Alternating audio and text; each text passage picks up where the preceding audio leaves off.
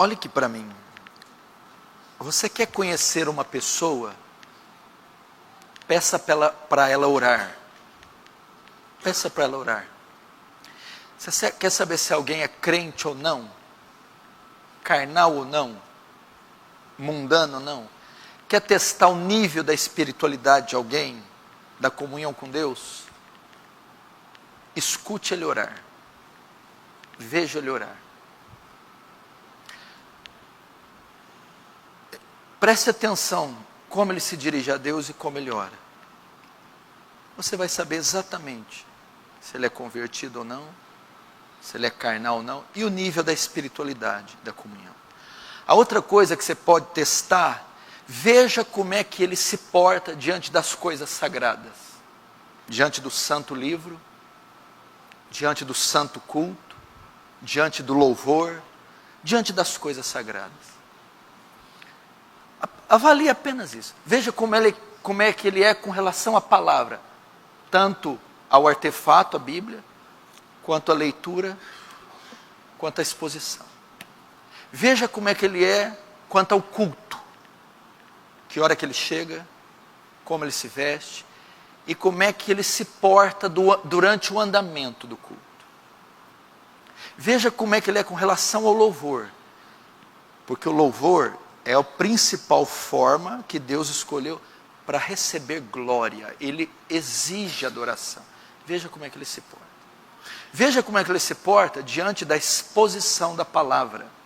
Como os puritanos dizem, se alguém expõe o texto de maneira fiel, debaixo do poder do Espírito Santo, é como se Cristo tivesse falando com a igreja. Então veja como é que ele se porta quando Cristo está falando. Veja como ele se porta durante um momento de oração, seja coletiva ou individual. Porque quando se ora, qualquer oração que você faz, para o almoço ou num culto, você está na presença de Deus. Deus está ali. Repare isso. Você vai poder então dosar, você vai poder avaliar tanto a conversão quanto a espiritualidade dessa pessoa. Porque a maneira mais profunda de queimar incenso, de ofertar algo a Deus, é a reverência que você mostra a Ele. É isso. Qual é a maneira de você expressar algo a Deus? Gratidão, louvor, temor. A maneira física de expressar algo. Reverência. Por que Nadab e Abiú foram mortos? Foram literalmente mortos. Foram assassinados, fulminados. Porque eles subiram diante do altar e ofereceram ervas estranhas, fogo estranho. Deus os matou. E o que Deus fala para Arão através de Moisés? Serei santificado entre o meu povo através daqueles que se achegarem até mim. A minha santidade é demonstrada para o meu povo pelo modo que os meus ministros se conduzem.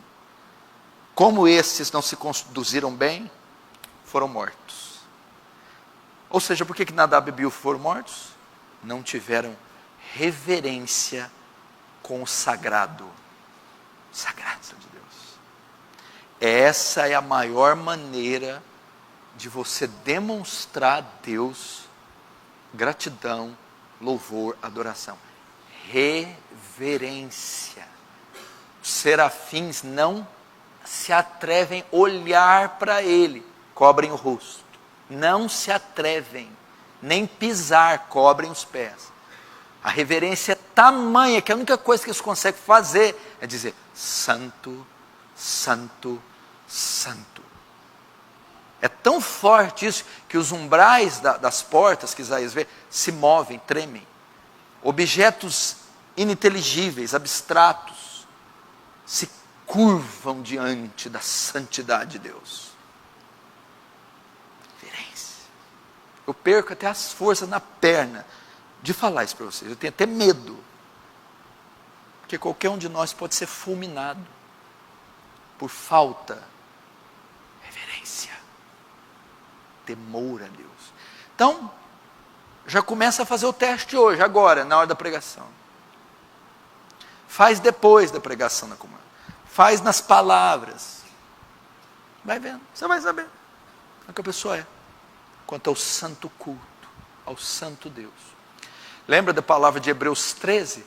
Saiamos junto a Ele, fora do arraial. Que hora que o culto começa? Não, o culto nunca terminou. O culto é todo o tempo, lá fora do arraial. Os puritanos, o culto, eles adoravam a Deus com a vida. O corpo, a vida era o culto. Rogo-vos pela compaixão de Deus que apresentei vossos corpos como sacrifício santo e agradável a Deus, que é o vosso culto. Cultua na cozinha, cultua no trabalho, no ponto de ônibus, na chuva, cultua na faculdade, cultua com a vida. Lá fora. Aqui tem que ir vestida, lá fora pode andar pelada? Quem falou? Quem falou?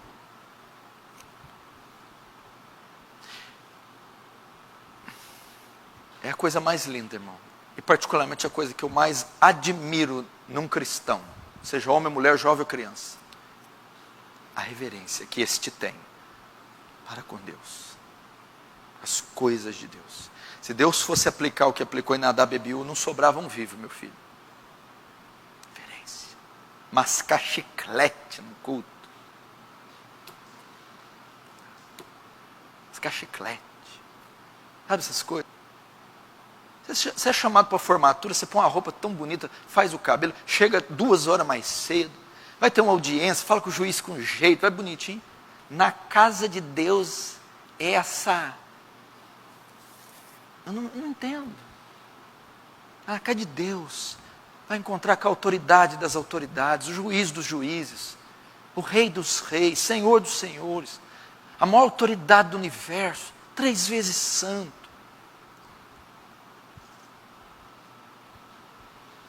Reverência. Reverência com as coisas santas de Deus. O adorava. Davi, quando trouxe a arca, dava 6 em 6 passos, oferecia sacrifício. De 6 em 6, dava 6 passos, sacrifício. Mais 6 passos, sacrifício. Até a arca chegar em Jerusalém. Imagina a quantidade de animal que não matou. De 6 em 6, sacrificava diante da arca. Então, você perguntou para mim, como eu sirvo, como eu agrado, como eu faço tudo de melhor para Deus, como eu agrado, retribuo, louvo, adoro, como eu sou o top diante de Deus. Reverência. Reverência. Não tomarás o nome do teu Deus em vão. Lá na hora do recreio, na faculdade, na fila do banco, conversando com o gerente, você representa Deus. E não tomar o nome de Deus em vão, é você, por ser representante do nome dEle, não está em roda de escarnecedores, falando coisa indecente, aprovando contrato espúrio, mas ali, nos contratos no dia a dia, você, com seu testemunho de ética, reverência, você mostra isso, você adora Deus. Por que você não vai fazer uma piada na roda do escarnecedor? Reverência. Não tomar o nome de Deus em vão. Por que você não vai fazer um negocinho sujo?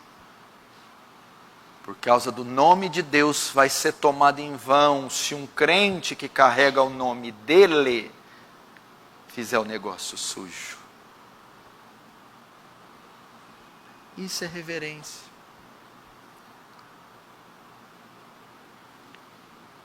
Nós vamos ser uma igreja santa, pura, impactar a cidade, ser um fenômeno. Se não tivermos isso, se isso não ocorrer, o ímpio, quando ele estiver perto de você, ele tem que ter medo de pecar. Vou falar novamente, e se eu puder colocar na goela, encucar, o ímpio, seja ele qual for, quando estiver próximo de você tem que ter medo de pecar. A sua presença tem que causar pavor, medo, inibir o ímpio de pecar, e não o contrário que acontece com um montão que eu conheço, que quando chega perto do ímpio, incita ele a pecar.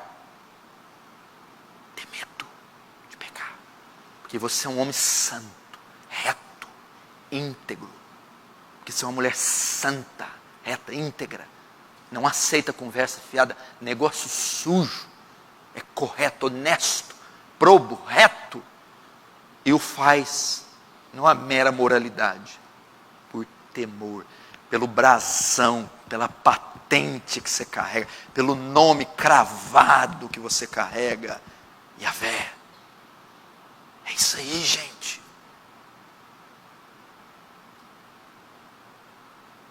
Responde para você, o ímpio fica com medo de pecar quando está próximo de você?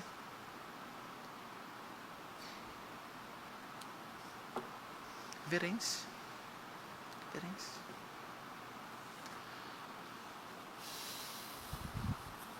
Guarde isso, não esqueça isso jamais, jamais. Eu sou pastor. Aqui, ó. Vamos dizer que isso aí é o aprisco, o curral das ovelhas. Sou pastor. Estou aqui com o cajado. Qual é a minha função? Eu sei. Pergunta para mim, eu te falo. Quem que tem reverência? Te falo. Quem que não tem? Te falo. Baseado em qual fundamento? Nesses que eu te disse. A maneira que aquele se porta diante do santo livro, do santo culto, das orações, do louvor, das coisas sagradas. Aí eu te falo.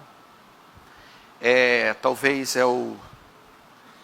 é a diferença do sumo sacerdote, que entrava nos átrios, lavava a mão, oferecia sacrifício, lavava a mão na pia, se preparava para entrar no Santo dos Santos. E tem o rei Belsazar, que pegou os utensílios do templo e profanou o tovinho, bebeu no meio de orgias. Aí veio a mão lá na parede, Mene, Tekel, Urpazim, pesado foste na balança, achado em falta foste, dividido será o seu reino entre os medos e persas. Está cheio de Belsazar, pegando as coisas santas e profanando. As coisas santas. Por isso que eu conversei com um jovem que eu estava evangelizando. Ele se desviou e foi cantar música secular. Por quê? Porque eu estou fraco, tal, eu não queria continuar no gospel. Por quê? Porque é uma hipocrisia, eu sujo, pecador, imundo, cantar em nome de Jesus. Então é melhor para o mundo, que aí condiz a minha vida com Satanás. Agora a minha vida não condiz com o Senhor. Ele preferiu ficar no mundo. Muito crente devia fazer isso, que na verdade nem é crente, né? Mas devia fazer isso. E não profanar os utensílios santos, sagrados de Deus. É só ser reverente, meu irmão. É só ser reverente. Mas não é porque, eu não preciso obrigar isso, é que esse Deus é de uma dignidade tamanha. Ele é digno. Ele é digno. Só isso, ele é digno. Eu não tenho como mensurar. Quem é Deus? Existe um atributo de Deus? Tenta entender esse atributo. A incompreensibilidade de Deus. Sabe o que é um atributo? A incompreensibilidade. O que é isso? Deus é incompreensível.